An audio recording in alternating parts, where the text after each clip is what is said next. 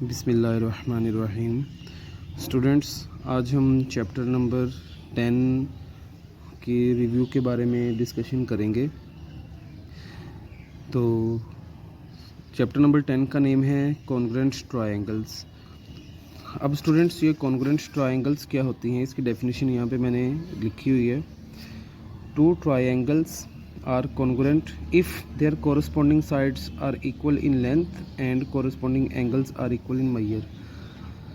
यानी इनमें 1-to-1 correspondence मौजूद होती है। तो पहले भी हम इस बात पर जो है वो डिस्कस कर चुके हैं थ्योरम वाले चैप्टर में। तो फिर से हम जो है मैं आपको बता देता हूँ, अगर किसी भी ट्रायंगल के तीनों साइड्स दूसरे ट्रायंगल के तीनों साइड्स में 1-to-1 कॉरस्पॉन्डेंस मौजूद हो और तीनों एंगल्स दूसरी के तीनों एंगल्स में 1-to-1 कॉरस्पॉन्डेंस मौजूद हो तो उसे हम कॉन्ग्रुएंट ट्रायंगल्स कहते हैं।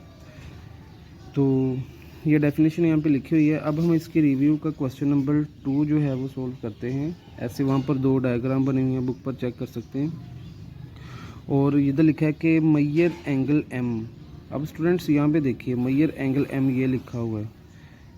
ये अब दूसरी साइड पे देखें, ये 30 है। इसी वर्टेक्स पे जो यही एंगल दूसरी में कौन सा है, मतलब इसका कोरस्पॉन्डिंग एंगल दूसरी ट्रायंगल में कौन सा है, बी है। यानी हम लिखेंगे मैयर एंगल बी। अब मैयर एंगल एन ये 60 का है, तो दूसरी में देखिए मैयर एंगल एन 60 कौन सा है, सी है। तो ये मैयर एंगल सी के कोरस्पॉन्डेंस है।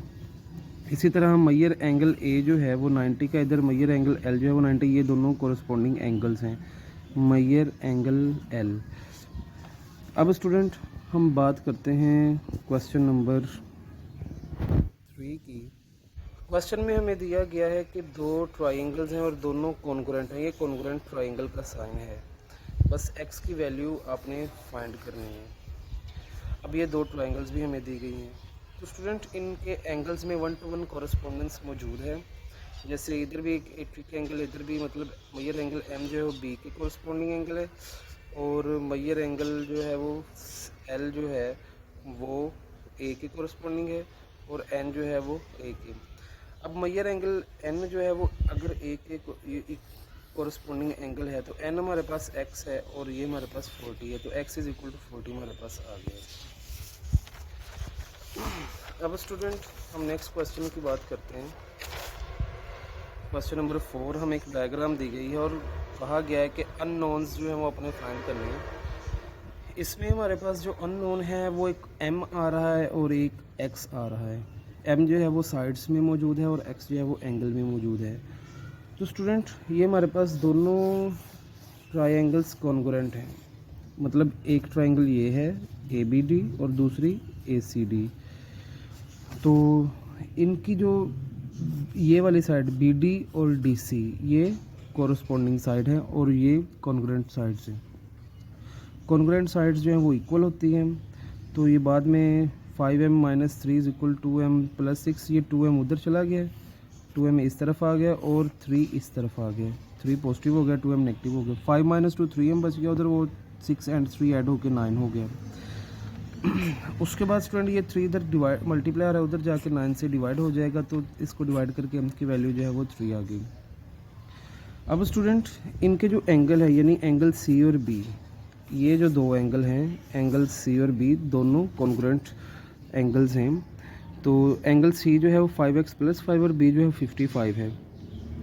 ये 5 उधर जाके नेगेटिव हो जाएगा, इसमें से 5 - तो 50 बच गया। ये 5 इधर मल्टीप्लायर इधर आके डिवाइड हो जाएगा, तो ये डिवाइड करके x की वैल्यू 10 छोड़ देगा हमारे पास।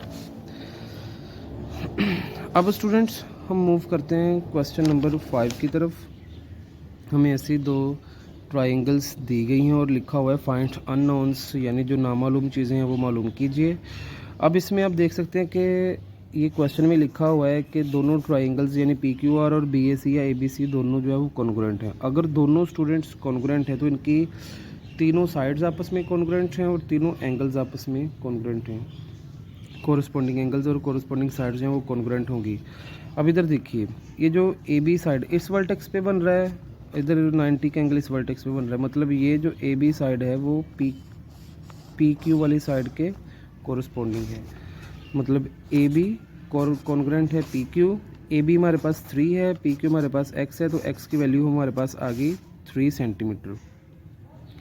अब स्टूडेंट्स इधर देखिए, ये हमारे पास एक BC साइड है जो इसके PQR साइड के कॉरस्पॉन्डिंग साइड है और कॉन्ग्रेंट है दोनों, तो ये दोनों बराबर हैं। BC is equal to QR। अब BC हमारे पास Z है और QR हमारे पास 4 है, ये दूसरी की भी वैल्यू आ गई। उसके बाद अब ये जो हाइपोटेन्यूज है, इसका हाइपोटेन्यूज और इसका हाइपोटेन्यूज ये PR है, इसका AC है, ये भी कॉन्ग्रेंट है। AC is equal to PR। अब AC हमारे पास y माइनस 5, PR 5 है, y उधर जाकर प्लस होकर हमारे पास y की वैल्यू 6 आ गई।